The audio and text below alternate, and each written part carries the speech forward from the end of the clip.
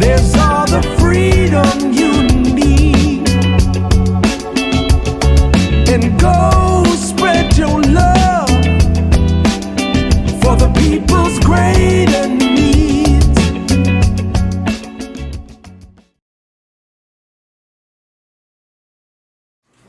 Hello everyone, welcome to Political Lemonade. I'm here with Crystal, and we're going to be talking about mental health today.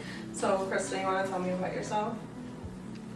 That's the hardest question I've ever won. So I'm Crystal, I'm Scorpio. I don't know much beyond that. I have a business that's focused on mental health, Pathways Unraveled, and we also have conspiracies, and we also talk about are we living a sustainable life. I have a son who I don't talk about his name or his age because the internet is a crazy place, but he exists.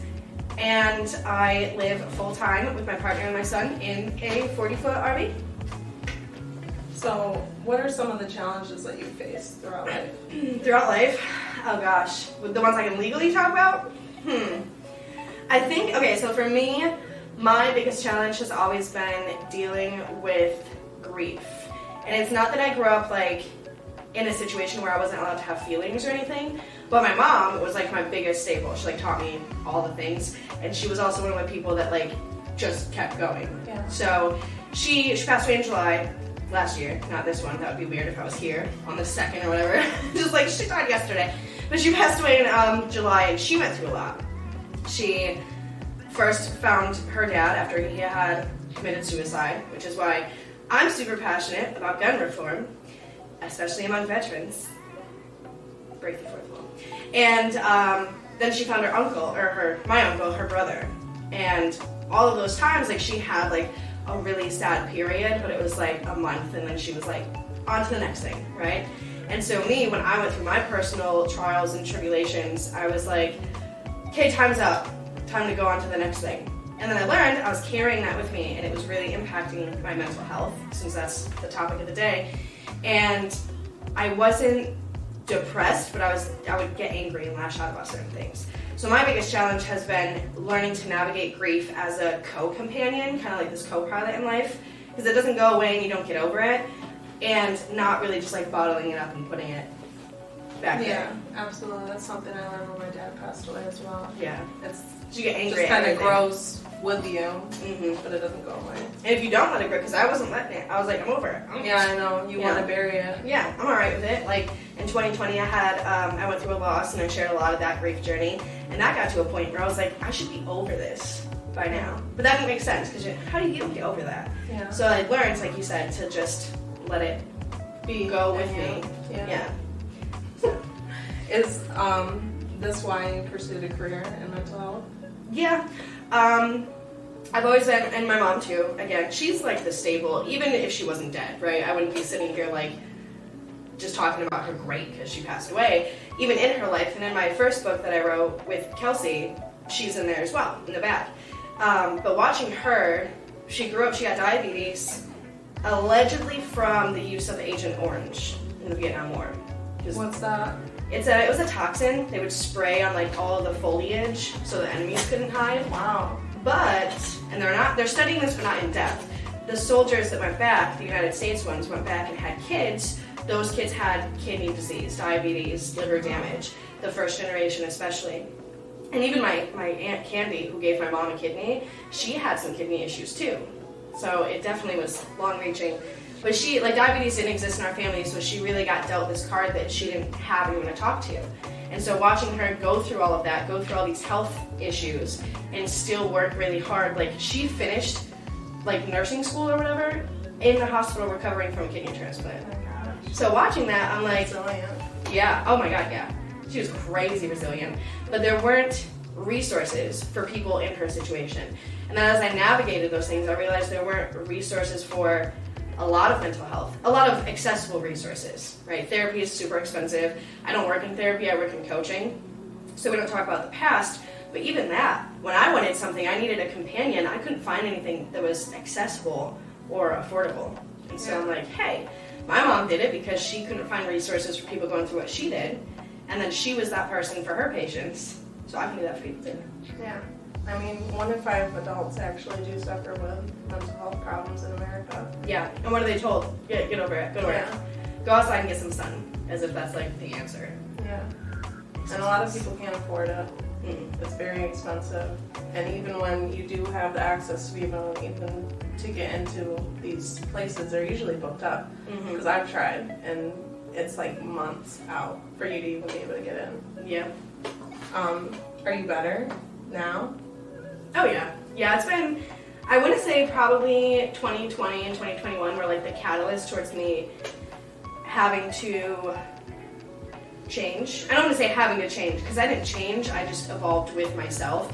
And I was very angry before, and then especially during that. Like everything I went through in 2020, I was taking it out on every single person around me. I was like, don't know what you did, but you suck, and I'm going to tell you about it. And then I didn't really have that filter that allowed me to reflect and say, okay, this is coming from inside me, not what that person is doing and how they're existing. But I'm definitely better now. I mean, sometimes people irritate me and I take it out on them. But then I'm like, wait, is this a me thing or a them thing? And now usually it's a them thing. If you're watching, I'm just kidding. What do you think helped you get through it all? Like, what would you say were your strategies? So I went through, at the end of 2020, I voluntarily did a period of isolation. So I was traveling alone a little bit. I started doing a virtual documentary style thing called, it was like 50 dates in 50 states or whatever, but it got pushed back because of COVID. But because of that, I was able to be by myself for this period of time. And I think that ultimately helped a lot. Because when you're around people too, people, especially your friends, will justify your, can I swear? Can I say a bad word? They'll justify your shittiness by saying, like my situation. I was a shitty person at times. And they were like, well, that person's worse. Yeah. They deserve this. And I'm like, I don't think anyone deserves that. I don't think anyone deserves to be the center point of somebody's hatred, regardless of what they did. So being alone and not being justified in the way I expressed my hatred or my disappointment or my anger definitely helped, because then I had to check in with myself. If it's been 2 days and I haven't moved, there's no one to be like, it's okay, you're sad. I was like, what am I doing? Yeah. I gotta exist. Yeah, I'd say that's a big problem for a lot of people to seek help, is they don't even realize that they have a problem because they have a lot of people in their lives that don't hold them accountable. Yeah. And then those people too, because I have people that are just negative, not influences, but they're negative beings. Yeah. And so when I'm negative, I've noticed that certain friends latch onto that and then trauma dump their own negativity. Yeah. And then I'm like, we're gonna be stuck in this cycle forever unless you change this. And there are people I've cut off. I've either expressed boundaries or expressed ways like, hey, I think this will help you. Not even through my business or anything, but like seek therapy, pretty much. And they're like, no, I'm fine. Okay, well, bye. Sorry. It's hard for people to want to grow sometimes. It's just what it is. Yeah, because of that justification.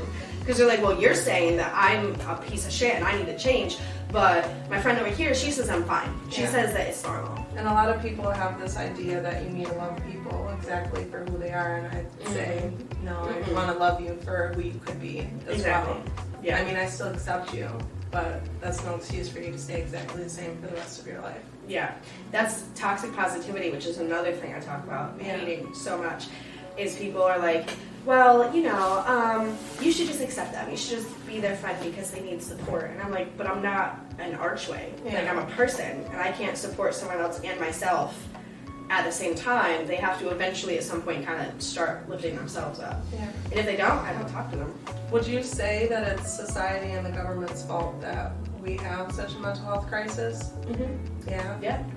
Yeah. Oh yeah. What do they say every time that there's a school shooting?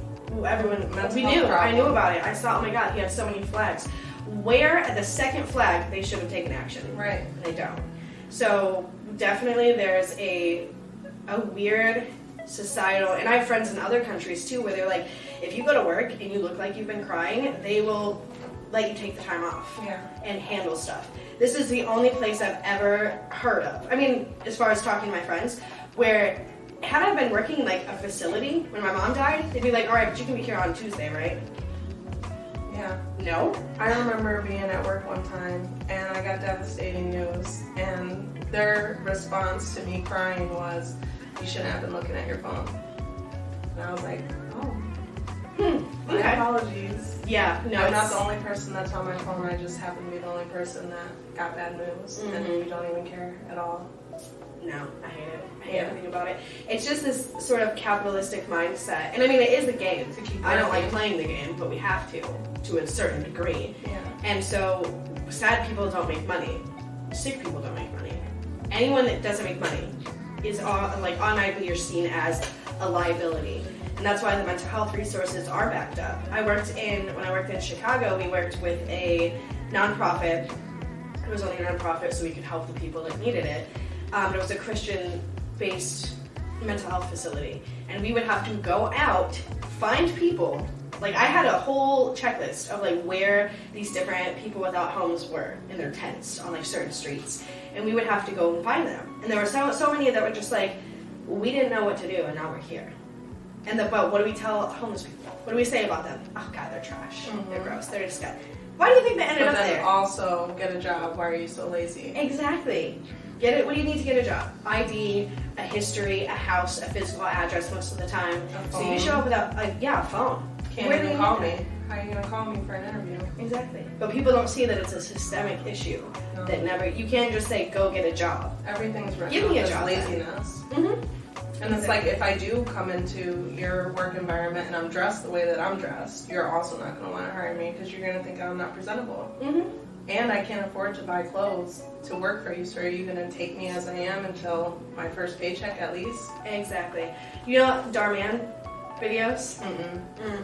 Watch him. I mean, don't watch him because he's kind of crappy, I've heard. I don't know, it's a whole story.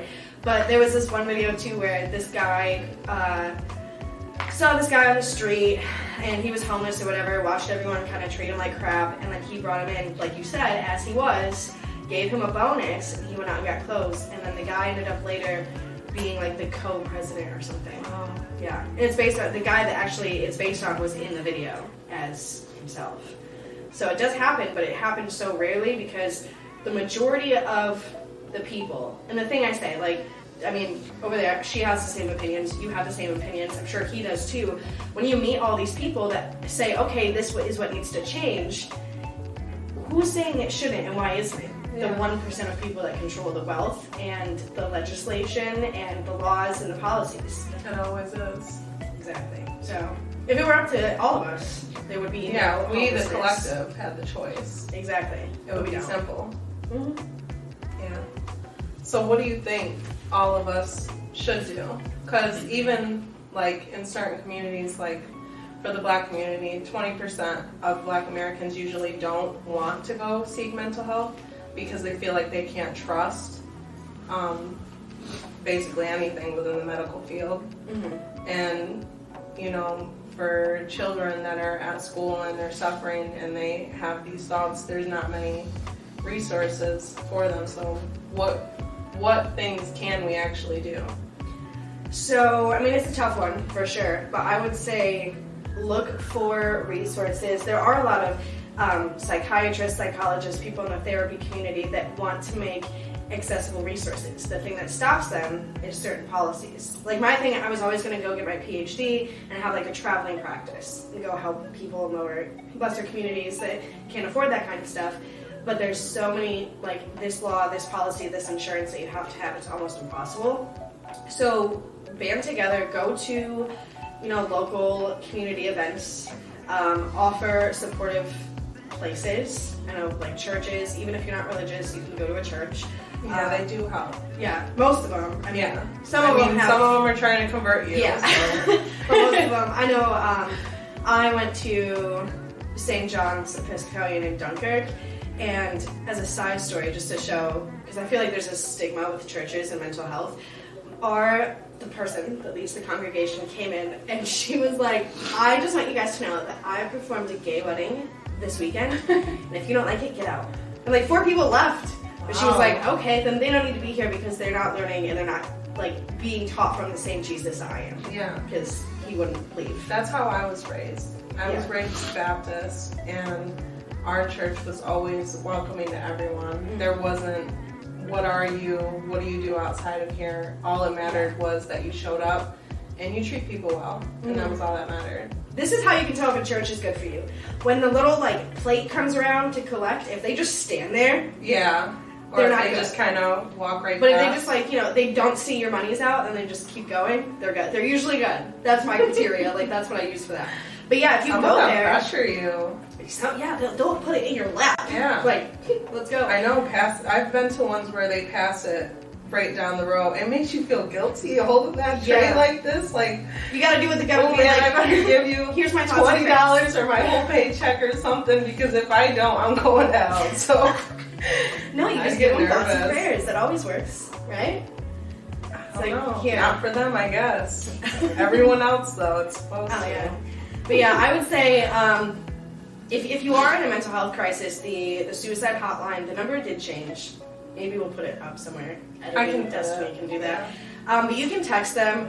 They're usually very nice. Unless you stop responding for a significant amount of time, and this was a few years ago, I don't think they can report your address or anything like that. But they're just having someone to talk to, even if you have a trusted friend. Like, I know if I was having a bad day, I could message Destiny and be like, hey, I'm having a bad day. Yeah. And make sure that they're not justifying if you're being genuinely shitty. But if you need help, the suicide hotline, 100%. Even going, just walk into a church. Don't walk into a government building. Because someone has said that before. Or just walk into a police station. It's like you're having a I bad don't know. time. They might Don't do lock that. you up. Oh, they'll lock you up instantly. They're not. I mean, I know so many people that have been put in, mental health institutions, and they don't help. No. They put It's you very with few people far that. between that it does. Yeah. I mean, there's a fine line. There's some people, there's different mental health needs, and some people are in mental health asylums for a reason. They need extensive care, and sometimes when you go there, that's not what you're looking for, and you come out on the other end worse off than you were. Yeah, they fill you with, meds and all that. With not to like plug my own thing, but with my conspiracy podcast, I just did an episode on the pharmaceutical industry and big pharma. And it is true. I mean, they have contracts with different industries to sell X amount of this. And so they'll do anything they can to meet that quota. And that's why there's so many like umbrella terms for different things. Because if they diagnose you with this thing that doesn't really fit anything else, they can still give you medication for it. And I know that sounds like conspiracy-like, but it's true. It And I exists. hate that is like the forefront of this country, is to medicate people. There's so many other tools. Yeah. It can have to do with your diet, whether you're exercising, do you have a good support system, and just circumstances alone. I mean, as far as like the Black community goes, because of the environment that they're generally living in, they're twice as likely to attempt suicide. And for white men, it's crazy, because I feel like they're more so allowed to show their emotions than, compared to Black men, but they make up 70% of the suicide rate. I just watched this thing today. It's Ocean. His name's Ocean. He's this really soft-spoken poet, and he was like, a lot of the perpetuation around men, especially in America, is we attribute positive things and success with violence. And he used examples like, go get him, kill him, like, Yeah. killed it on the field. Like, anything that's a positive praise for men is also a bad, destructive phrase. And so where do they go with their emotions It's after like that? subconscious at that point. You're not gonna go kill nothing if you're crying in your bedroom. Right. So they don't, and then that's why they'll usually turn. So for men, I mean, women especially, women have a different burden of needing to be the housemaker, the mom, the everything all in one. And if you get burnt out, you're just bad. You're not a good mom. You're not a good person. You're not a How good dare friend. you? Yeah. How dare you not be able to juggle everything all at once? Right. And men have the opposite end, where it's like they need to uphold their manliness. How many times have you heard like, "Oh, be a man"? Yeah. It's like, well, I am. I have feelings. Yeah, I'm still a person. I'm still a at the end of the day. person. Yeah. Not to be like, poor men. But, seek out people that test people. If you're in the mental mindset too, be like, hey, and then say something that's not like illegal, but like not really morally correct. And if they justify it, then be like, all right, I don't want to talk to you. Yeah. But otherwise, just talk to people. We have to really make a community. Yeah, I was gonna say if there are people within a community that want to have things, like even if you have like a weekly reading night or a weekly movie night or something, and you're able to do that, because I know there's one person in every community that could afford to do that, or take donations to do it. Make communities out of everything that you do, and if people don't want to be involved, they don't want to be involved. There's even things we can do for free. I mean, if we wanted to get together at a park and just set a date and have everyone show up, that would be a great way for you all to just spend. I seen someone share on Facebook a group of girls, and they went to the park and they had a picnic, and they were basically writing down prayers and praying together and talking about the things that they wanted out of life. So it's just little stuff like that. That's the thing too, is you have to have people that are going to listen to what you want. Like a lot of my dreams and ideals are so super, I don't want to say unrealistic, but they're out there, right? Like it's like crazy big. And now I have a support system and a team, even on Facebook. Like I'll post something and I know my people, because they're like, hey, this sounds like a great idea, do it.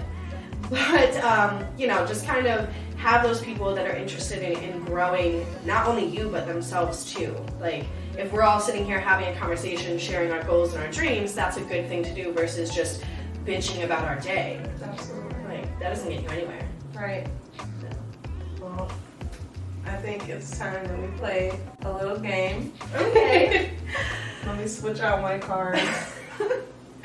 Can we talk about these cards though? Yeah. Those are cute. Sour History. Yep, that's the name of the game, is Sour History. So I'm going to ask you 3 questions. I only passed history because I was a cheerleader. I'm not even going to lie. I was actually pretty good at history. Do I remember all the things? No.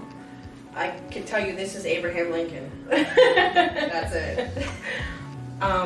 If you get the question wrong, I have a shot of lemon juice for you to take. Oh, God. Okay. If you get it right, you don't have to do anything. Alright. So the first question is, Edward Snowden revealed information about what intelligence service?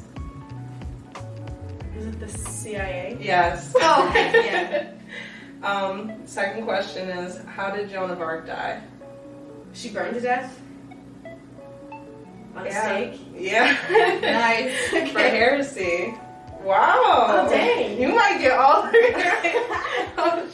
Yeah, I was like, I don't know nothing about nothing. He was literally telling me that he was worried that these questions were going to be too hard. I'm like, I don't know. I think it's like my will to not drink lemon juice is like coming through. Like all those DBQs are popping back up. Like, oh, you know this.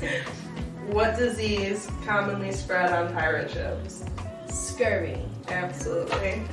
I guess you get out of it today. Nice. I think we should do one just to commemorate the episode. I'll do it with you. You'll do it with me? Okay. To Cheers. sour lemonade / political lemonade and those cute cards. Thank you. Oh my god. Why did I volunteer for that? That's so cat anxiety of me.